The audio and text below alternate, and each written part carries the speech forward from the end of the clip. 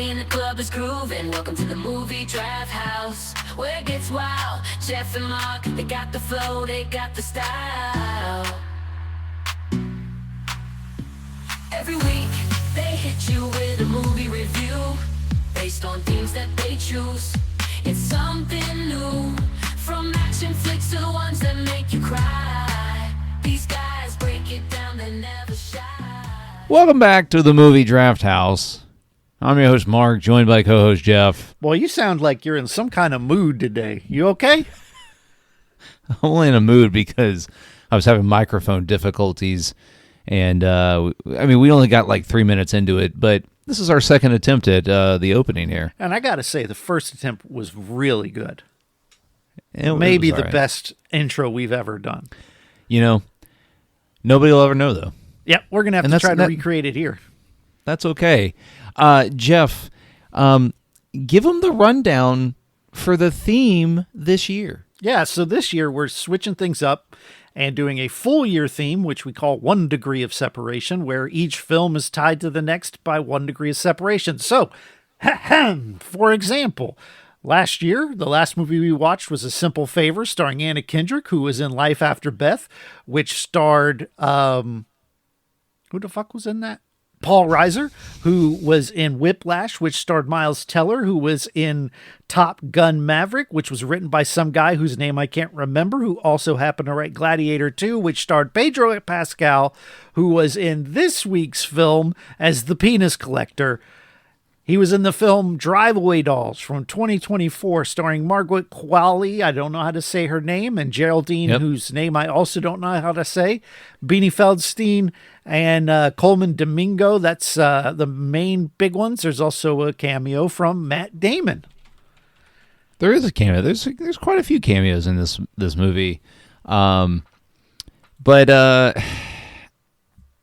you had mentioned at the top of our unheard of first attempt at this recording that this film received a couple awards. A nomination intimacy for a best on-screen orgasm by a female performer, sponsored by Intimacy on Set. Might have to look them up.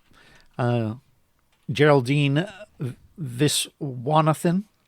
I know I'm not saying that right, but got nominated for her on-screen orgasm performance, which I must say, pretty good. I was here for it.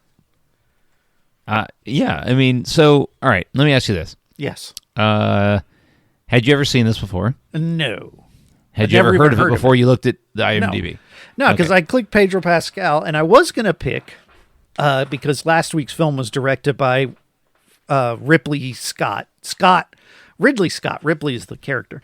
By Ridley Scott, and I was going to pick Matchstick Men, but when I saw that Pedro Pascal played a character called the Penis Collector, you convinced me that we needed to investigate further, and therefore I selected Drive-Away Dolls.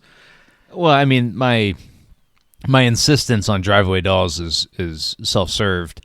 It was more as a way to bring about the next film. Yeah, I was trying to get to next week's film, so bravo to you. So this is your fault. Are we going to agree on that? Yeah. No, the best thing about this movie, and I had never seen it, I'd never heard of it before you brought it up. The best thing about it, it's an hour and 20 minutes, is because I don't count the credits, which most movies do in the runtime. So an hour and 20. By far, I think the shortest film we've watched on the podcast. If it's not the shortest, it's one of the top 3. It's definitely one of the shortest. I haven't looked through the entire runtime of every film we've done, but I feel like it's maybe been shorter. And I'm a fan of Margaret Qualley. She's relatively new to Hollywood.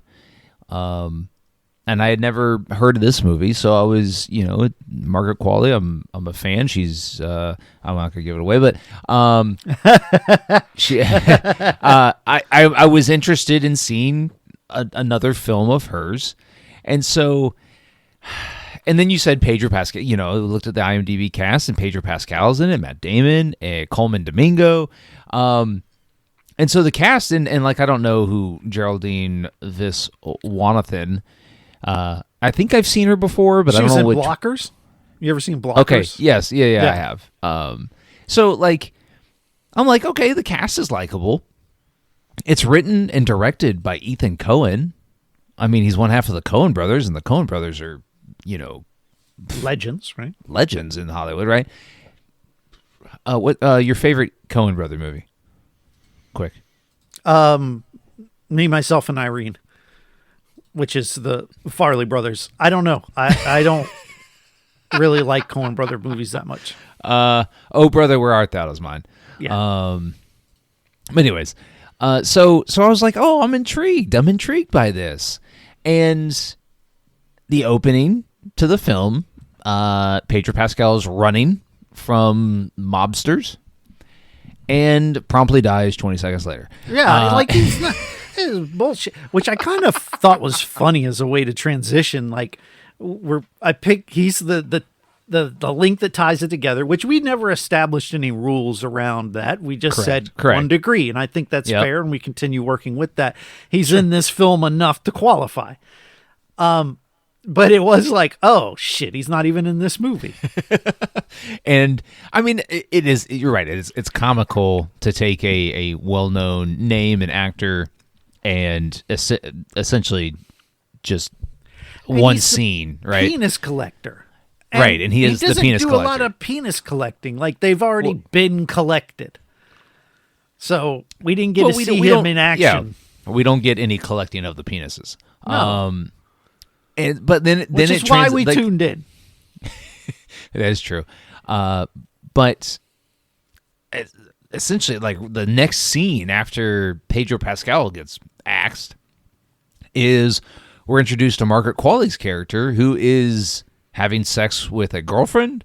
Nope. And well, another. I don't know if it's her girlfriend, but it seems like it's a because her girlfriend is Beanie Feldstein. But is it somebody different? Yeah. So the woman in the bed is like a mutual friend, like someone that she right. knows, and that our other lead knows. But they're hooking up. But then Beanie Feldstein comes in, right? It calls her, and she finds out she's cheating, and then that's why they break up. And Beanie is, in my opinion, easily the best thing in this movie. Yeah, she's so good. She's really good in most things that she does. It's just because she doesn't try. Like, I think she's kind of maybe acting as herself a little bit, She's and got natural charm. She's really funny. Yeah. Down to Earth. Yes, I have. Really good movie. Yeah.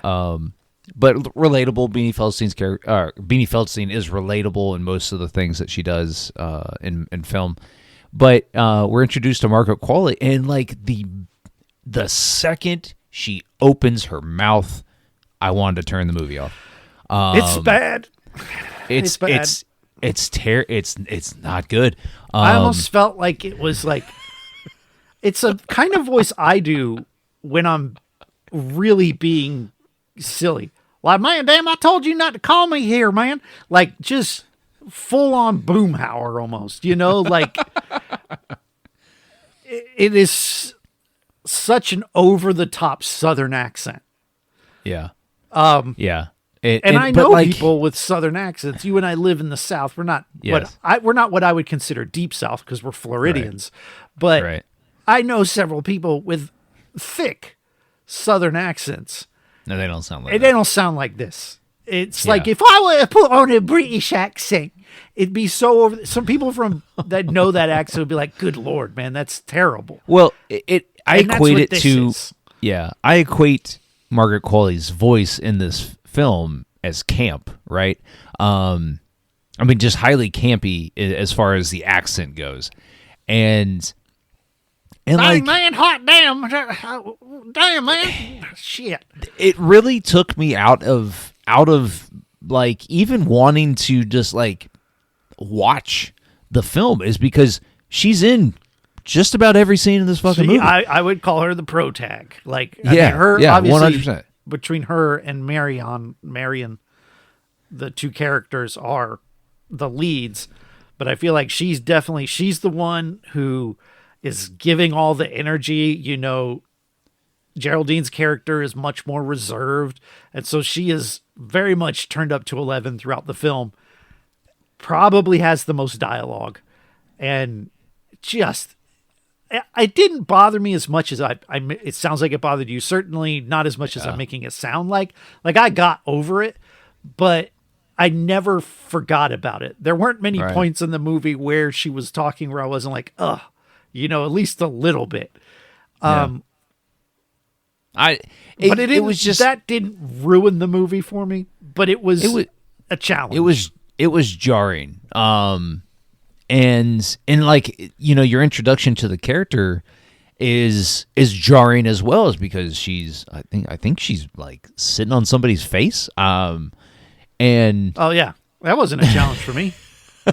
It is not a challenge, but it was jarring. It's a great opening. It's a great introduction to the character. Everything. This is a sexy movie, right? Like, this is a sexy movie. I don't know if sexy is the word I'd use. I think it's pretty sexy. Because, like, all of the characters in this film, the female characters in this film are not my type of women, I guess. What does that mean? Are you saying they're not your type because they're gay, or they're not your type for some other reason? Because I think the real thing is that you're not their type. That's true. I mean, I'm clearly not any woman's type, but I'm specifically not their type.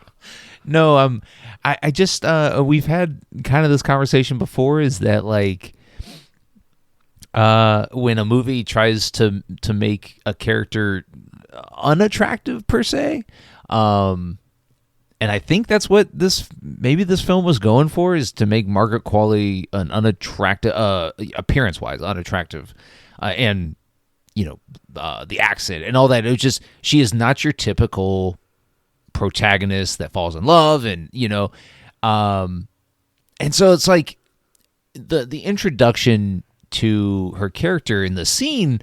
I'm okay with the scene, is because like it immediately brings you on board. Is because you're like, oh, hey, this naked chick, she's riding some other girl's face. Like, what?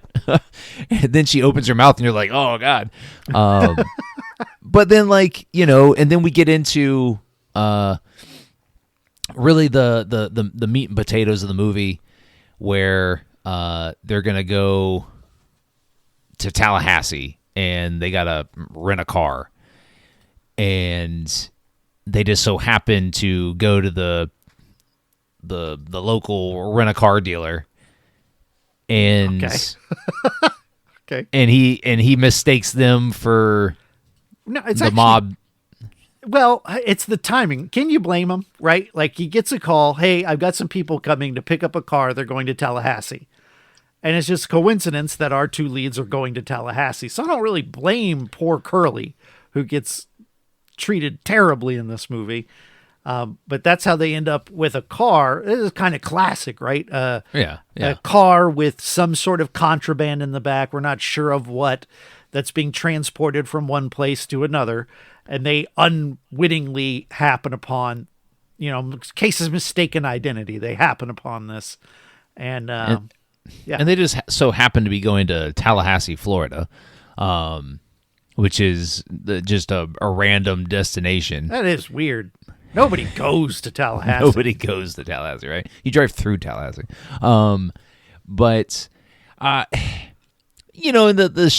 kind of shenanigans that they get into along the way, and the experiences they have, it's not a long movie, and so there's not any time to really get to know these characters. And I think that's one of the main things that really hurts the film, is because I do think the characters are interesting enough to where I was wanting to know more about them. But the movie's just not long enough to do it. And so it's just, I don't know.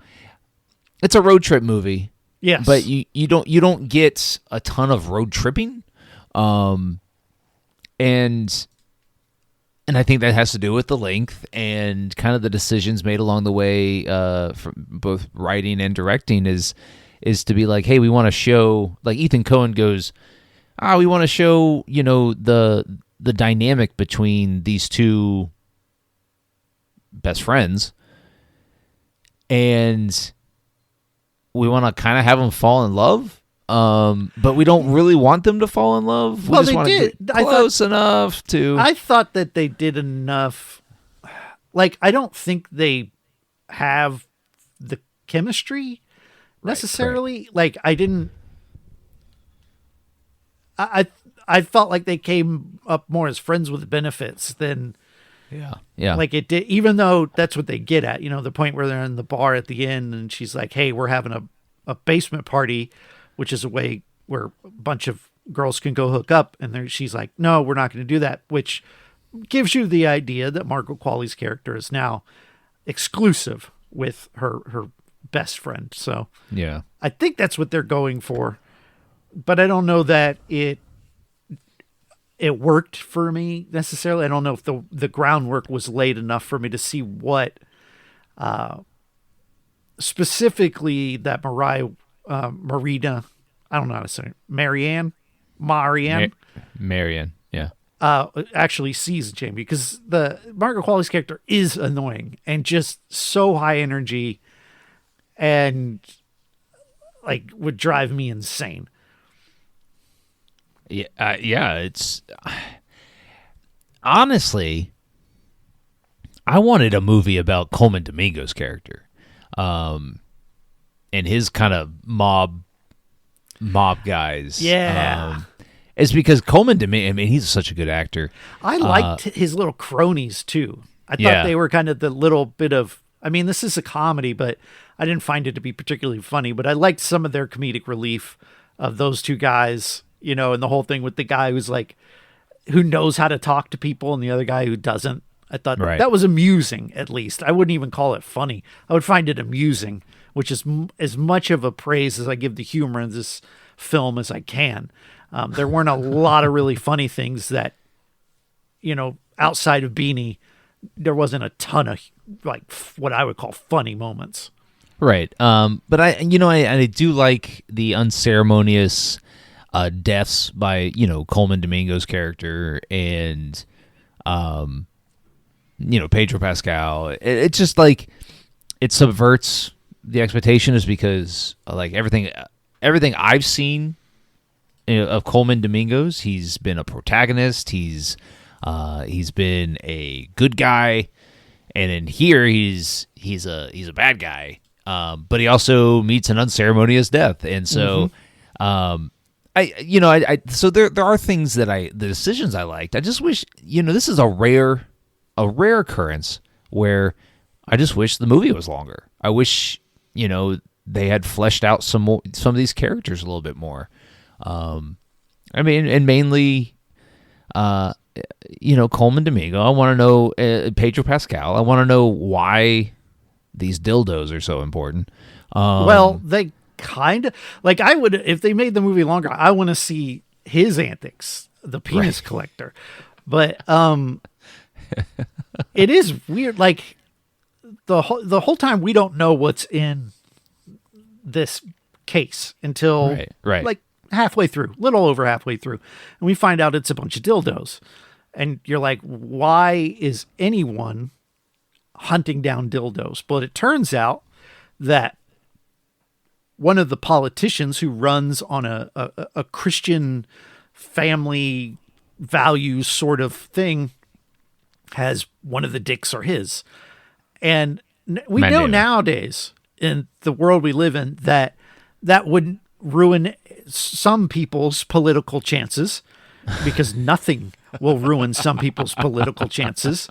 Literally nothing. That it makes me wonder what happened to the world where someone could ruin their political chances. Like, do you remember Howard Dean? Yeah. Was it Howard Dean? Yeah. And he did the maniacal, Yeah. And then his political career was over. Remember those days? Those were the days in the late 2010s. Those were the days when people noticed the actions of it. It's so stupid. But anyway, that's what I thought of. But I mean, Yeah. you think back to guys like John Edwards, who was a vice presidential candidate at one point, and then it got out about his affair and his career was over. We've never heard from him since. And then some people, I'm not naming any names, are fucking Teflon. Be a name that rhymes with Teflon. Teflon Ron, Teflon John, something like that, where nothing sticks. It is a further proof that this country has gone to hell. Anyway, I don't know what to tell you about it, right? But yeah, I just. All right, what'd you think of the ending? Right? I like Matt Damon's great, right? Just about anything he does, anyway. Right. And I liked the payoff. I did like that he came back to kind of shoot them or whatever, and Beanie was there because she's a police officer, and she was prepared to lay him down. And I thought that was fun, that she got as involved as she did. This movie would have benefited greatly by having her in a bulk of the film, like more so than she is. But I thought it was decent, Now, there was the part when the very, very ending where Margaret Qualley has made casts of this dildo that apparently is a really great dildo. If you have female anatomy and you need one to work for you, this is the one. And so they made a copy of it and then forgot it and left it and then drove off. So that was kind of a weird eye wink to the camera sort of thing, but Yeah, I'm just, when the movie was over, I was just like, all right, cool. Like none of it really left a lasting impression on me. Other than Margaret Qualley's voice. I can hear it right now as I'm talking about it. Oh, man, damn. And it just, I don't know, man. I feel like there's a lot of missed opportunity here with this film. And for what I know and have seen of Margaret Qualley, I know that she's a talented actress. And maybe Ethan Coen told her, hey, ham up this accent, make it be as obnoxious as possible. Or maybe she's just not capable of doing a subtle Southern accent. That's true. Maybe not. It's possible. Like I said, I did my little British accent. I'm not fooling fucking anybody. But it's the best I got. I just feel like the film is just a collection of missed opportunities. I mean, I can tell you that it's just short enough to not lose my attention or drive me away, and it's not long enough to like really make me question why I'm still watching. It's just kind of this is a film that I'd equate to like a made for TV type film. Like something that like I could see like HBO making or but I'm pretty sure this was an A24 film. Was it? I didn't notice. I don't remember actually. But it's just it's not on the poster, and that's usually they put that on the poster because it does tend to be a selling point for folks. Right. So I don't know. I just feel like it's a collection of missed opportunities, and I'll probably never watch it again. Yeah, I mean, it is. I don't want to call it forgettable because it wasn't. But it just really was a lot of, I think, actually pretty good ideas, but the writing just wasn't strong enough comedically for me. Right. Yeah. Like I think some of the ideas are funny on paper, but then when the performances are done, you're like, okay, none of this really stuck. Yeah. Yeah. So I agree. Do you recommend it? No, I'm going to say pass. Yeah. But it's not terrible. Like if it's on, I think it is entertaining for an hour and a half though. Like I wasn't bored. So there is that. Yeah. How about you? No, I'm not going to recommend it. I can tell. So now it's going to be tough. Yeah. I need you to narrow down the movie you want to watch next. All right. Because I know you've been struggling for a full week with what to pick. No, I mean the spoiler, I've seen the movie that we're gonna watch next week before, but it was just very recent. It is a newly minted heavily Oscar nominated film, and it stars Demi Moore. Yeah, but how does it connect to this movie? But it connects to this one because it also stars Margaret Qualley. And so everyone listening should now know what movie we're watching next, because it also stars Dennis Quaid. And that's it, really. That's pretty much it, yeah. But we're going to watch from 2024, the newly Oscar-nominated The Substance. I'm really excited. And because as soon this as I is going to be nuts, because I haven't seen it, but I've seen enough to know that it's my type of shit. It's sci-fi, but not too futuristic sci-fi. It's body horror, but like it's subtle body horror. I mean, until listen, this movie goes absolutely batshit the last 10 minutes. And I'm talking just like off the rails craziness.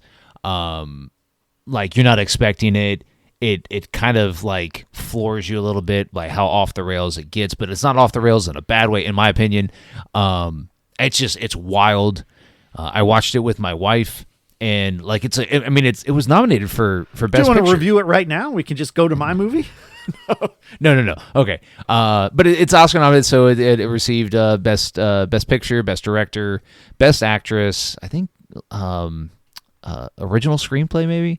Yeah, I can pull that up real quick. So I think nominated for motion picture, director, or achievement in directing. I don't know if that counts as director, but yes. Performance by leading actress for Demi Moore, and then original screenplay. Yeah, that's what I thought. And it got heavy. A lot of people thought that Margaret Qualley was going to be kind of a dark horse for supporting actress, and then makeup and hair and makeup type stuff. But anyways, I'm excited to review it. I'm excited to get your thoughts on it.